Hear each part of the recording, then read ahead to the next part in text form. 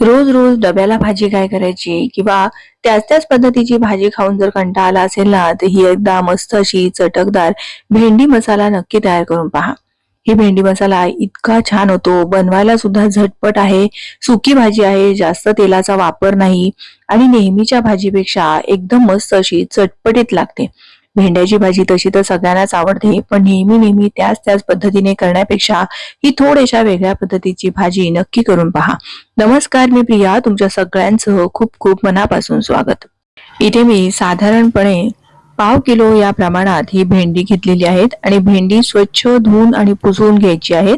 चाळणीमध्ये धुवून बराच वेळ निथळत ठेवायची आणि मग नंतर ती पुसून घ्यायची आहेत, म्हणजे भेंड्याची भाजी चिकट होत नाही. आता याचं देठाचा भाग आणि शेपटीकडचा भाग जो आहे तो पूर्ण असा काढून घ्यायचा आणि मग त्यानंतर 3-3, 4-4 भेंडी अशी हातात घेऊन चिरून घ्यायची आहेत, म्हणजे भराभर चिरली जातात.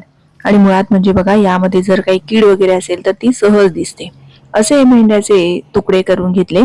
आता आपण एक छोटंसं यासाठी मसाला तयार करतोय. त्याकरता अगदी 2 टेबलस्पून इतके शेंगदाणे घ्यायचे आहेत. जर तुमच्याकडे भाजलेले शेंगदाणे असेल तर भाजण्याची गरज नाही.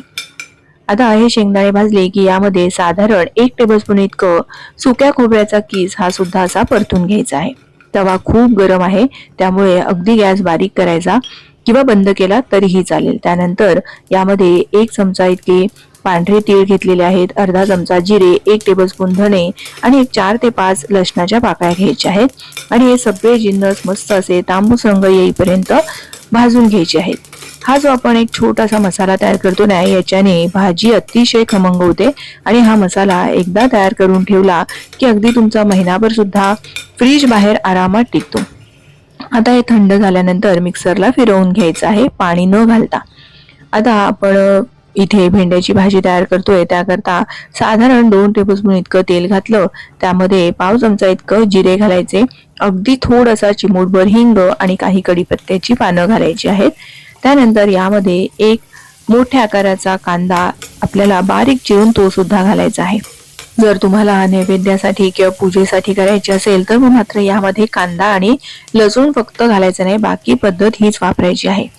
आता इथे आपण ही जी भेंडी चिरून घेतलेली होती ना, ती सुद्धा या कांद्यासोबत आणि या जिरे आणि तेलाच्या फोडणीमध्ये आपल्याला चांगली परतून घ्यायची आहे. हे असं केलं ना, म्हणजे भेंडी अजिबात चिकट होत नाहीत आणि मुळात म्हणजे भेंड्यांचा हिरवागार रंग तसाच छान टिकून राहतो.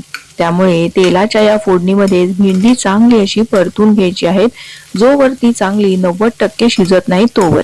आणि आधीमध्ये हे असं परतत राहायचं आहे. एकीकडे आपण जरी डब्यासाठी सकाळी भाजी करणार असाल तर हे आधीमध्ये परतत राहायचं आणि एकीकडे आपण पोळ्या करून घेतल्यात ना तरीही होतं. बघा, भेंडी अशी छान मऊ झालेली आहे, शिजली आहेत, पण त्याचा रंग बदलला नाही, मस्त असा हिरवागार रंग राहिला आहे. आता यामध्ये मसाले घालायचे. तर मी अर्धा चमचा हळद, 1 चमचा लाल तिखट आणि आपण हा जो आता शेंगदाणे, खोबरं, धने, जिरे आणि लसणाचं जे वाटण केलं ना ते यामध्ये घातलं आहे. ते जरी आता मी 3 चमचे घातले आणि शिल्लक राहिलेलं जे असेल ते डब्यामध्ये असंच भरून ठेवलं. पुन्हा कुठल्या दुसऱ्या सुक्या भाजीसाठी सुद्धा आपण ते वाटण वापरू शकतो. जर तुम्हाला भाजीला थोडासा चटपटीतपणा आवडत असेल तर मग मात्र यामध्ये तुम्ही चिमूटभर साखर आणि थोडासा लिंबाचा रस मिसळा किंवा मग आमचूर पावडर घातली तरीही चालेल. आणि भाजीमध्ये सगळ्यात शेवटी मीठ घालायचं आहे. मीठ जर आपण आधीच घातलं असतं तर भेंड्याला पाणी सुटतं आणि भाजी चिकट होते. बघा, अजिबात चिकट न होणारी सुटसुटीत अशी भाजी तयार झाली आहे, म्हणून सगळ्यात शेवटी आपल्याला यामध्ये मीठ घालायचं आहे. आणि अगदी आता शेवटी गॅस बंद केला की मग थोडीशी बारीक चिरलेली कोथिंबीर घालायची आणि आपली ही भाजी बनवून तयार झालेली आहे. बघा, अजिबात चिकट न होणारी, झटपट तयार होणारी, कमी तेलाचा वापर, कमी मसाले असलेली ही चटकदार भाजी नक्की एकदा तरी करून पहा. लहान मुलं काय, मोठी मुलं सुद्धा अगदी आवडीने खातील.